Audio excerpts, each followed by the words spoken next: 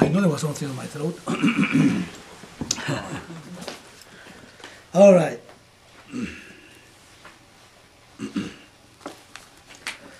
So we go back again to chapter 2, Bhagavad Gita, and I think we finished verse 69, did we? Yeah. Yeah. We start 70 now. Yeah. I'm going to read the last paragraph, okay, of verse 69, of the commentary by Swami Dayananda of verse 69. Finally, Krishna said that a wise person is as different from an ajnani as day is from night, meaning that there is no way of unfolding what a wise person is. What is night for all the people is day for the wise, and what is day for them is night to the wise. Arjuna was bound to be flabbergasted by this. He was definitely not going to be any wiser for having heard this particular verse. Therefore, out of sympathy and compassion, Krishna followed this night and day example with another example, an illustration that Arjuna could hold on to, and one that would enable him to appreciate, in a way, what a wise person is. So, what Lord Krishna here is doing, he's bringing a very cryptic statement. Cryptic in the sense that it's not easy to understand. What does he mean by that? So Arjuna must have been shocked. He's flabbergasted. There's no way possible to unfold to anyone the vision of a wise person. In other words, to see, they can actually say what it is. It's like love. How can you actually qualify love? Anything you say is not that. Is that right? Mm-hmm. So here, self-knowledge, the vision of a jnani, a wise person, is not something that people can even express. But then he's using these metaphors, which could be kind of difficult to pick up. Just remember that we talked about this last time. Here we are, listening to Swami Dayananda's commentary on this verse, which is, I think, he does a masterful job commenting. So he's commenting what Arjuna heard. Arjuna didn't have that privilege. Why? Because he was in the middle of the battlefield. Is that right? Mm-hmm. So here, Lord Krishna makes a statement, and he goes on. Of course, he's picking up, Arjuna's bewilderment, and he's sensitive to that. So he's not going to unfold every word by word, but he's going to clarify as much as is possible what the vision of the wise man is. And this is very endearing to me because, see, there's a lot of compassion here. The scriptures, you say, they don't just state something. The scriptures, the tradition, this sampradaya, this tradition, takes into account where I am, where my mind is. All I can see is duality. And he's trying to express with words, which are, in the duality, the inexpressible, which is the non-duality. It's very difficult. So, the scripture, or in this case a teacher like Krishna, Bhagavad Gita, or any one of the teachers in the Upanishads, have this great heart, and they know, because they were in the same boat as this disciple is, that it was very difficult to pick up. Our point of view is always in the dual point of view. So now he's actually opening the gates for the non-dual. And the non-dual is not in terms of words. But you can only use words to unfold the non-dual. In other words, to unfold the truth of myself and the universe and everything. So the teacher is hoping that the student will actually go beyond the words. But then he also knows that the student, some of this stuff is pretty tough to chew, as they say. So he goes, and now he's going to try to unfold a little bit more. the same statement. Because the cryptic statement does not have the purpose of hiding the truth. Remember that. It is not the purpose of hiding the truth. This is a pramana, it's a means to know. So the idea is not to, keep it hidden. The idea is to be able for the student to pick up. But it's so hard to use just the words to point out to the limitless, and the words being so limited, that then these guys are geniuses in the way that they're trying to be able to do that. He's not trying to hide it, but how can he explain? So he does the best way he can. See, that's what the master was. Someone is a teacher. He's trying to show something, but it is not some object that you can see like that. It is a subject. And the subject can see itself by itself. So then the words of the teacher created as though a mirror. That the mirror is not the self, the image is not the self, but that which is projecting the image is a self. So he's going to drop what's in the mirror and own up to what is reflecting the image, the self. And that is not an easy task. Okay, so I just wanted to make sure that we remember this. Here we're talking about 100% scripture. That is a loving, compassionate work, a labor of love. But it requires a tremendous amount of genius to be able to do it. This is the glory of the Hindu tradition. Upanishads, Bhagavad Gita, and Brahma Sutras. I haven't seen this particular aim like that stated anywhere. Of course, it might be there, but I haven't been exposed to it. And I think it's amazing for a person like you and me, who's steeped in duality, to somehow have someone unfold something that is not able to be objectified, but you need to recognize about you. And that also make you less as a student. Why? Because there's no difference between one wave and another wave. The problem is that one wave is attached to the form, nama-rupa. It's attached to the body. And here this other wave knows aham, water, asmi, I am water. And he's trying to use words to somehow this fella to drop wave and to own up water. Because as wave, it has a beginning and end. But as water, it was there before, it's there right now, and it will continue to be there. And there is not a degree of greatness on one or the other. They're exactly identical. As a matter of fact, there is no two waves. There's only one water. That's it. But the teacher is not putting himself on a pedestal and putting the other guy down. Because he sees that it is me. And that is something amazing. But this other fellow doesn't pick it up. And I think that it is very touching that here these gurus, these teachers, don't put themselves, on top and say, well, I am the master, therefore, I don't know, you're qualified, kind of a thing. He's seeing the truth of that guy. This wave is looking, he's looking at the wave, but he sees the water. And he says, the wave is just incidental. And as a wave, of course there's two. But as H2O, there's only one.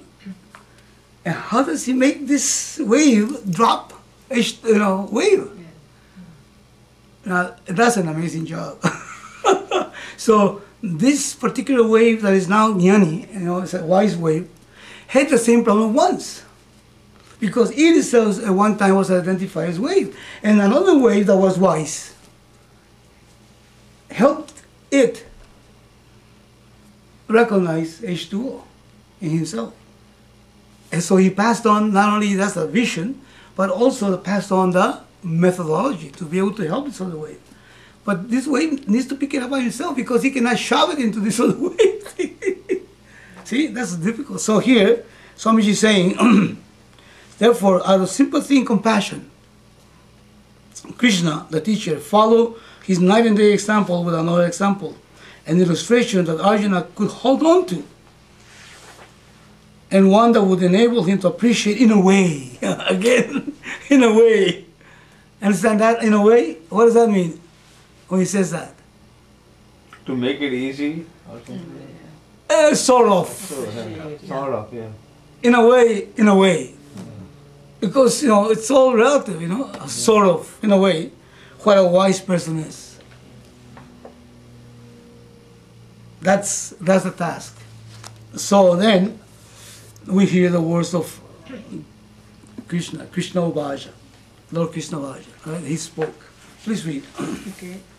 Just as water flows into the ocean that is brimful and still, so too to the wise person into whom all objects enters gain peace, remain unchanged, whereas the desire of the object does not gain peace. There are two adjectives describing the ocean in this verse. The first one It's Apuryanam, Mama Apuryamanam. Yeah, Manam. Refer to the ocean being totally filled with water. It requires no more water to be full because it is already filled to the brim. The second adjective, Achala Pratistham. describe the ocean as not moving from place to place in the same way that a river does. For example, thus the ocean is not only full, but being without motion, it is also well grounded. Okay, let's just make a little pause here. Two adjectives to describe the ocean. Now, the ocean here will be what? Synonymous to what? Knowledge. Huh? Knowledge? No. Ocean is like Wise man? No. Well, you can call it a wise man, but that upon which a wise man abides, which means what? The truth, wholeness, purna. Is that right? Mm-hmm. Because the wise person is purna. Is that right? He is purna, meaning, it's complete. Complete. Mm-hmm. Okay, so again, Lord Krishna is actually trying to bring it out. It says, there are two adjectives describing the ocean in this verse. The first one refers to the ocean being totally filled with water. Mm-hmm. Okay? And that causes is Apurya Manam. And then it says, it requires no more water to be full. Why? Because it is filled to the brim. So that's the first adjective. Mm-hmm. And the second adjective, Achala Pratistham, describes the ocean as not moving from place to place in the same way the river does. For example, thus the ocean is not only full, but without motion. It is also well grounded. Now, visualize this. In everything, something can be taken out or something can be added to it. Is that right?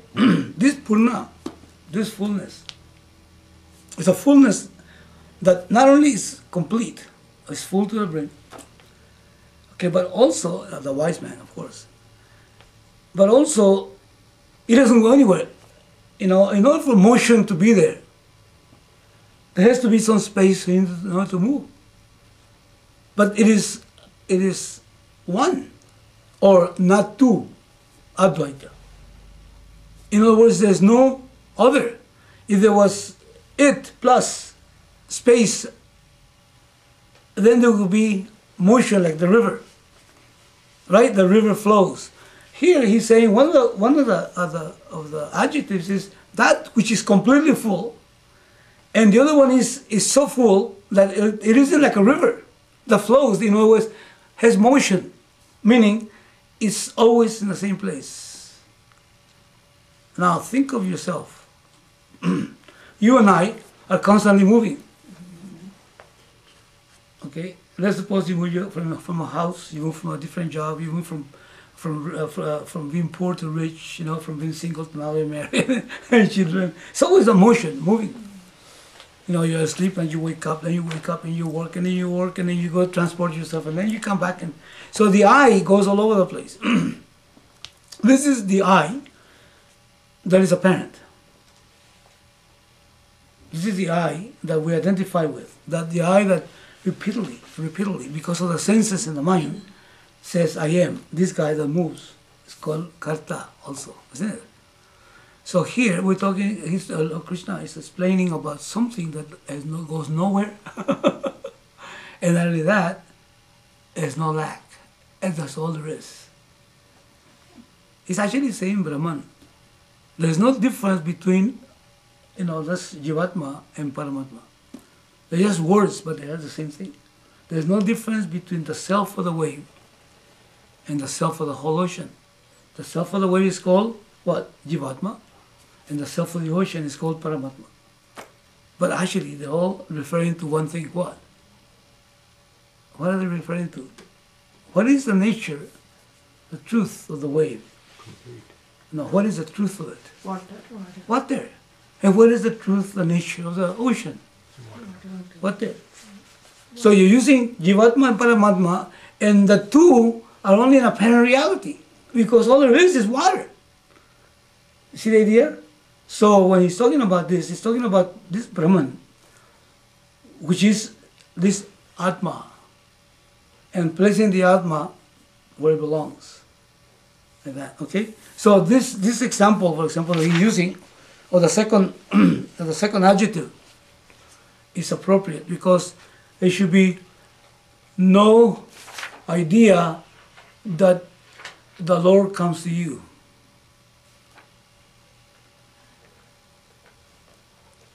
Understand that? It is a nice poetic way of saying, metaphor, the Lord came to me. So there's no coming. There's no coming, and there's no going. It's already there. So that's right, it's constantly there. See the idea? So where do I have to go to pick up the Lord, or how do I call him? And the question would be, there's nowhere. Why? Because there's nowhere for the Lord. He's everywhere. As a matter of fact, he's omnipresent. Omnipresent means what? Present everywhere. As a matter of fact, listen, anything's presence is due to that presence. Now, look at you, you're a thing here in the universe. Let's suppose a Martian comes in, there's another thing that moves and talks for Martian. But anything's presence is himself alone. That is why a wise man says, my Father and I are one. Because he's omnipresent, he's everywhere, he's in everyone and everything. As a matter of fact, the being of every being is owed to that being. And there's no other being besides that, even though there seems to be very many beings. So he doesn't flow like a river, because there's no place to flow. And he's full to the brim means there's no lack whatsoever. So those are two adjectives he's using. Now let's continue on, please. Is this more or less clear? Mm-hmm. Now, isn't that amazing, to consider it as such? The verse also gives some more information about the ocean. While a pond depends upon a source of water for its existence, the ocean does not depend upon any other source of water for its fullness. It does not depend upon the rain for its oceanness. Unlike the rain cloud that depends upon the evaporation of the ocean, water for their cloudness, nor does the ocean depend upon any entry of water. It does not become an ocean because river water enters into it. Thus, to be brimful, it depends on no other factor, no other source of water. The glory of the ocean then is within itself alone. Okay, what is he describing then? It's already in there. It's complete. It's complete. Okay, whose completeness? You are complete. My completeness. Yeah. My completeness. Now, are these words true to me? Okay, watch this. When he's saying,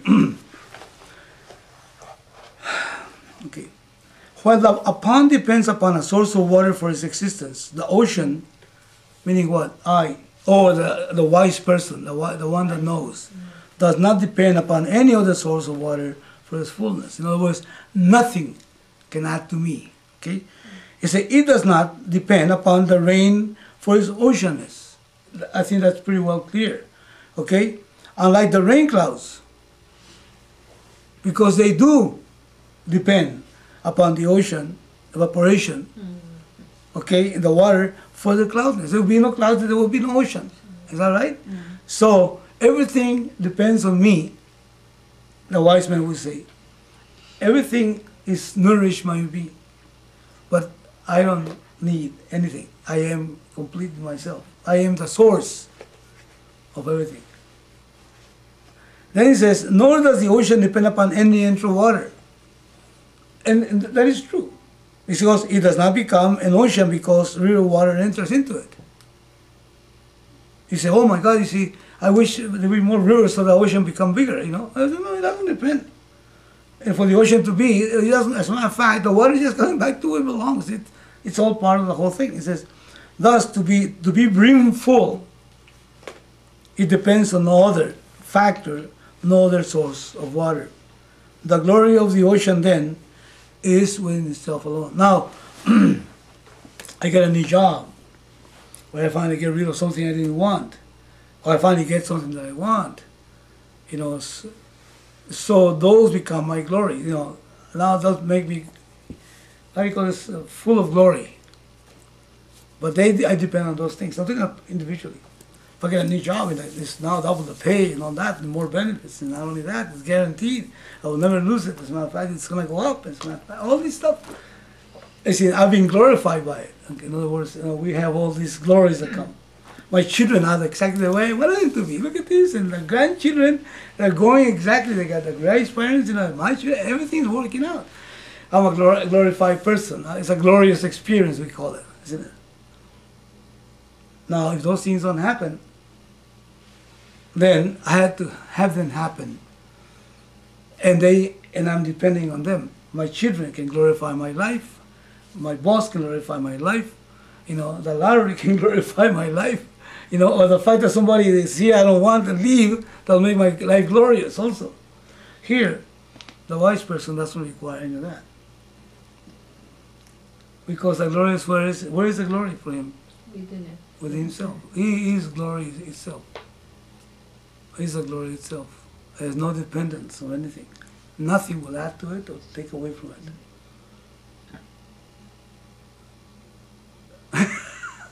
Now, what happens now? Let me just put it in another sense. What happens when you get the job, when your children are behaving the way you want to, when your health, you find that's okay, and then you feel glorious about it? What happens? What does glorious means in this case? What happens when you get that job and you finally come home? Oh yeah, and you know there's a spark in your eye, some kind of, even the step changes, okay, like that, all right? You know, the skin glows, right? And then even though you don't smile, it has to fool the wife. Inside you're just full to the brim of happiness. So glory means fullness, happiness. Is that right? So this guy is a happy fella. But happy multiplied tremendously. I don't know if you ever had access to Taittiriya Upanishad. Have you ever heard Taittiriya Upanishad? Who? Taittiriya Upanishad. It's an Upanishad. Okay, and now let me just see if I can relate to this, okay? They make this example. And I don't know if I can relate it 100%, you know, I'm going to try to paraphrase it. Think of someone that is a very gifted person, is healthy, is very courageous, highly respected. Everybody loves him, okay? And not only that, the fella, you know, he's got the world in his hands, okay? He is actually the ruler of the whole universe in terms of the world. So this fella has got some ananda, that is amazing. Okay? Now this guy has got it, right? Forget about 40, what is it, 400 million, forget it. He doesn't even pay taxes. He collects taxes, kind of a thing, okay? It's all for him. Nowhere that his glory is everywhere. Now, this is one guy, okay? Young fellow, knowledgeable, my guy, he's a very cultured fellow. I mean, everything, financially, intellectually, emotionally, morally, all this stuff, knowledge-wise, all this stuff is the guys together. So that's amazing, isn't it? Well, in the Upanishad, they say this is one unit of happiness. The what? Eh? One unit of joy. Now, that unit of joy is multiplied 100,000 times. And that'll become, that'll be the kind of unit of joy of someone in the heavens. That's, let's say he's in charge of a department. He goes on and on, creating an idea of what it takes, what is the experience of the glory of someone established, of Brahman, actually. And he goes on multiplying. So you take this guy is one unit, okay? Well, you need 1 million of these units to become the unit, one unit of something else at a high level. And then from there he goes into another high level, and that becomes one unit of another 1 million more glories. And then you take that one, it becomes also a unit, and you need 100 million of those sort of like that. So it just multiplies it in a way that is unconceivable. And you say, my God. So well, and still is short of the glory of Brahman. That's the Ananda of someone. Whoever is established in the self is just like the ocean, full to the brim. It doesn't require anything to be. And the Ananda, the glory of this fellow, is immeasurable. You cannot measure it. That's what they say. So this little piddly little moments of joy we get are nothing. Yes, compared to the joy of this one guy, the guy everything, and that itself is nothing in comparison to others, and some lokas and so on and so on. The Upanishad does a very good job of making that equation sort of like that, so you can pick up at least in terms of figuring out what the joy of being established in Brahman is. It's called Brahmanishta or Stita Pregna, like that. So all those glories, he doesn't need, because of that he doesn't need anything. The people that won, this truck drivers, the one that big lottery last week, was it this week, Wednesday? Last week. Huh? This week. You know how much they got, right?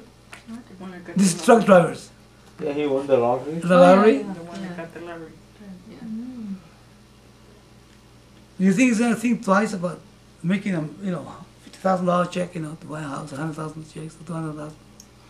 No problem. Well, that is nothing in comparison to the glory of the self. Now, The Yes, yes, water sir. enters the ocean. yeah, go ahead, please. Water enters the ocean from all sides in the form of rain and rivers. But does the entry of these various forms of water bring about any change in the fullness of the ocean?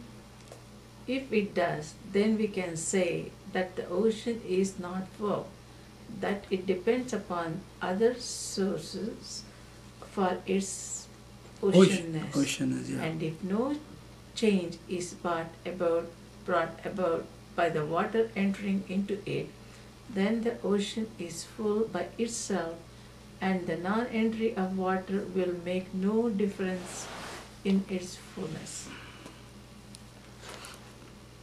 Continue. Yeah, please. By itself, then, the ocean is full of water because it does not depend upon any source of water for its fullness. Neither the non-entry nor the entry of water makes any difference to it. The ocean is not after the entry of water, nor is it afraid of water entering into it. It has no fear of becoming flooded and thereby losing its name, ocean, nor in order to the ocean To be ocean. in order to be ocean, does it covet. covet water?